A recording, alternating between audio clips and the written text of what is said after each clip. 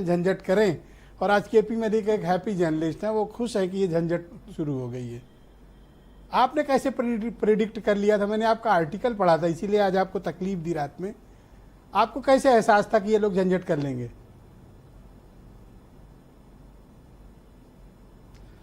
ब्रजेश जी, मुझे तो 4 तारीख से पहले से ही पता है जिस तरह की स्थितियां मुजफ्फरनगर में हैं, और वो लंबे समय से चल रही हैं।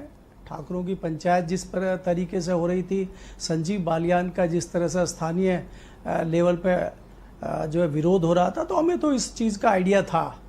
दूसरा ये है कि भारतीय जनता पार्टी ने इस पे कोई बहुत विशेष संज्ञान नहीं लिया, और मेरा आज भी मानना है कि भारतीय जनता पार्टी अगर वहाँ से उम्मीदवार को बदलती तो भारतीय जनता पार्टी निश्चित तौर पे जीतती। एक तो बात ये है। दूसरी बात, मैं थोड़ा सा साफ गोई के लिए वाजपेयी जी को बधाई देना चाहता हूं कि जिस प्रकार से वाजपेयी जी ने कहा कि ये सबका निजी बयान है। अगर जहां पे लोग कैंडिडेट जीत गए हैं, भारतीय जनता पार्टी के उम्मीदवार जीते हैं, वहां भी क्या भीतरघात हो रहा है? क्या वहां से तो कोई ऐसा आरोप नहीं लग रहा है? क्या उन्हीं सीटों पे लग रहा है जहां लोग हारे हैं? चाहे वो कल्याण सिंह के बेटे राजवीर सिंह हो, राजू भैया, चाहे वो साक्षी महाराज हो, ये ऐसी जगहों पे ही क्यों लग रहा है कि जहां से वोट कम हुआ है या चुनाव हारे हैं? और दूसरी बात ब्रजेश जी, आपने खुद 3 बार कहा है कि एक सीट की बात मत करिए आप। सहारनपुर, कैराना, मुजफ्फरनगर, बिजनौर, ये तो भारतीय जनता पार्टी की अपनी सीटें थी। नगीना तो भारतीय जनता पार्टी की अपनी सीटें थी। तो राष्ट्रीय लोकदल ने 2 सीटें बिजनौर और बागपत सीटें में ऑलरेडी भारतीय जनता पार्टी की सीटें थी। तो भारतीय जनता पार्टी को जयंत चौधरी के आने से कौन सा लाभ हुआ, कहां पे उनको फायदा हुआ, ये बताना चाहिए। तो भारतीय जनता पार्टी कहीं ना कहीं मानती है कि जयंत चौधरी को लेके कहीं ना कहीं लायबिलिटी उन्होंने ले ली है, और ऊपर से उनको मंत्री बनाया गया। अब आप देखिए कि कितने लोग शहीद हुए हैं भारतीय जनता पार्टी के। मुजफ्फरनगर के संजीव बालियान, बागपत के सत्यपाल सिंह, और जो बिजनौर से भी जीत सकते थे भारतीय जनता पार्टी के, वो भी शहीद हो गए।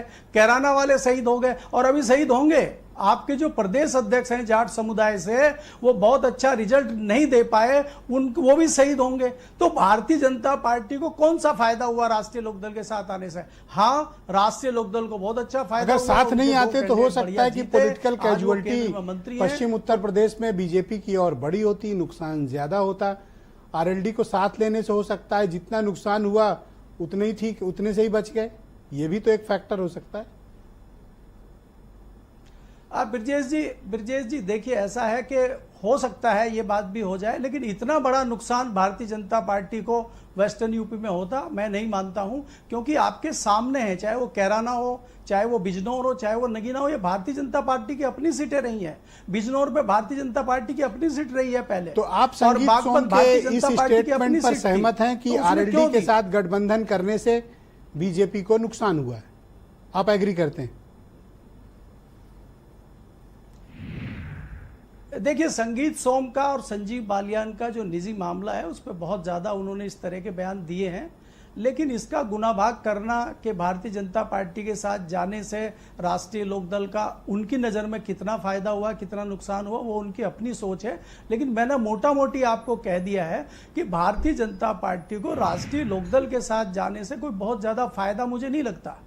और हालांकि मेरा ये भी मानना है कि राष्ट्रीय लोकदल को भी बहुत बड़ा फायदा नहीं है अगर आप मंत्री पद छोड़ दें यूपी का और दिल्ली का। अगर अखिलेश के साथ वो जाते, उनको 7 से 8 सीटें मिल रही थी। लास्ट में तो अखिलेश 8 सीट देने को भी तैयार हो गए थे, और कम से कम 5 सीटें राष्ट्रीय लोकदल जीतती, तो उस स्थिति में तो राष्ट्रीय लोकदल को और फायदा हो सकता था। ये तो आप नींबू निचोड़ने वाली बात कर रहे हो। लगाया है, न नौमन तेल होता न राधा नाचेंगी। आप कह रहे हो 5 जीत लेते ही। चाची के मुंह से होती तो चाचा कहते हैं। चाची के पावर हाउस कुछ और बात कर रहे हैं। ये हमारा एक आकलन है। पावर हाउस कुछ ये गलत टर्मिनोलॉजी है ब्रजेश जी। देखिए, आप ही ने कहा पावर हाउस। नहीं, ये पहली चीज तो ये है कि यहाँ पे भारतीय जनता पार्टी और राष्ट्रीय लोकदल के गठबंधन की कोई बात ही नहीं। पावर हाउस होने से फायदा ये होगा कि वेस्टर्न ने राष्ट्रीय लोकदल के लिए बयान दिया, उसके लिए उनको जवाब दिया बिजली की कमी इस बार नहीं होगी। यहाँ पे कोई भी गठबंधन की बात नहीं होगी। अच्छा, बीरेन जी को ले लें, करें बात।